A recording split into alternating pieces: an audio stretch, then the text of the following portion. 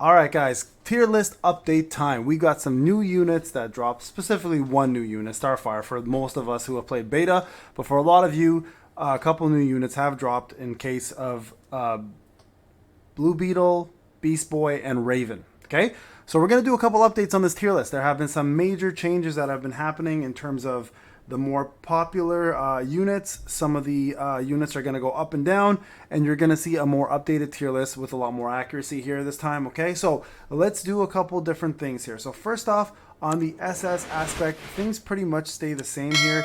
The only difference here, I believe, is that we're going to, let me just see if they flash. He's going to jump up to SS, okay? So we're going to toss him SS quality. Putting him on red team, pretty much in any team, will give him top tier. I know I was debating before about it, but now that I've used him again a lot more within every team rather than just the red and the green team, he's always been one of the most vital characters in the game. So when Flash comes out, guys, you definitely want to go for him up there. He's going to be pivotal pretty much to any progression, especially ones that have turn-based progression, and that's going to be a massive thing. So let's start from the bottom and work our way to the top. C level, nothing changes. Everything pretty much stays the same. B level, nothing changes. Everything pretty much stays the same. Now, Cyborg could technically move up to A on a red team, but outside of that, he's really not that good. From the A version, a couple things have changed. Two-Face definitely goes up to S. Is pretty much vital for the red team's succession, and he's going to play a big major role in that. Gorilla is also going to go up here. He is pretty massive piece to starting the red team off strong, considering he gives the full red once you max out his passive.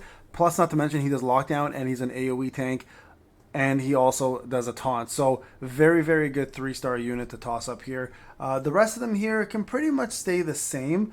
Artemis can be arguably an S unit as well, but I don't like her to paired with Cersei. And Katana is a little bit broken right now. Apparently her passive is not working, so that's going to keep her where she's at. The rest of them here I think is fairly fair to put in here. Killer Croc, Ultra Humanite can also be arguably A+. If I had an A+ category, they probably would sit in there. But I think this is fairly straightforward from here. I would put Harley Quinn down a notch here to an A, by the way, so we're going to start with S's here. I think she deserves to be there. Still haven't found a very good use for her outside of bosses, and even then, a lot of bosses, looks like for raids and stuff, they're going to be immune to a lot of the debuffs that are going to be happening. So we'll see how that goes. Superman continues to stay in S. Still arguably could be much better, to be honest with you, for being Superman. Wonder Woman, this one here can be argued to S+. Again, she's high tier S, especially on a red team. Raven, really only good with Teen Titans. Halo, again, could probably be S+. Very, very, very powerful on a full red team. Even on her own, she's really, really good too. So arguably could be SS. S+ for sure if I had that category. So we may switch this up eventually and put a nice little category in there. Copperhead belongs where he is. Deadshot's good. Enchantress is good. Livewire, Parasite, Penguin, Two-Face, Groot. So these are the two new additions to the S categories. Essential, guys. 2 red teams, okay? SS, Waller remains, Aquaman remains, Beast Boy remains, Cheetah, Cersei, Huntress, Joker, Lex Luthor. I'm sorry, I apologize, guys, again, with the different avatars. I don't have the assets for this, so I have to use what I have. Lex Luthor, Poison Ivy, Riddler, Vandal Savage, and Flash. Okay, so just so everyone's aware, Riddler is only SS on a green team, so I'm going to actually drop him down to S category now. Outside of the green team, he just doesn't serve his purpose quite as well as everybody else. Green team is still one of the more dominating teams, so why he was up there. But now that red has kind of come into the fold, it's making his value drop a little bit because you can run a full red team and get as good or sometimes even better results. So Riddler will drop 1 step to the S category while everyone else up there will remain where they are. So, newest character. Starfire. Here she is right here. So let's talk about her real quick before we put her anywhere. She does not need to be tested. I've tested her many times, but I have the game open in front of me here, okay? So passive. At the start of the battle, grants Impervious to buff all Teen Titans for 4 turns. When an ally is targeted by a power move, Starfire fills her own power gauge by 10%. If the ally is Nightwing or any other Teen Titan member, she grants dodge up buff to them. and fills their power gauge by 10, okay? So keep that in mind. Her power move, 63% damage, inflicts damage over time for 3 turns only, grants defense up, which is kind of nice for 3 turns. I believe defense up is 25% more defense, and then also has a random chance at 70% or higher, eventually to 100%, if you get it all the way up, to do one ally assist attack, okay? So what that means essentially is an ally jumps in, does a basic attack. So, outside of looking pretty damn bomb as a character, I have to say this, guys, and I'm going to be straight up with you guys and honest about how she is, because I don't like to pull punches. She's not very good. I'm going to be real. She's not very good. Outside of the full Teen Titans squad, Halo is way better.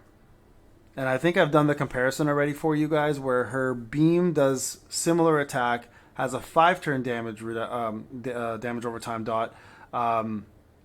Her passive is way better. She gives a barrier to herself. Whenever somebody attacks her when she has a barrier, she does vulnerability on that opponent. So she can give vulnerability to everybody, especially if it's an AoE attack, right? So very, very powerful in comparison. And plus she's a red. Purples right now, outside of having Amanda Waller, Huntress, Raven, and a couple other purples, Parasite, for example, and Penguin, you're really not getting her in any of those teams because she really only thrives with the Teen Titans. So overall, I'd say she's an A, quite honestly.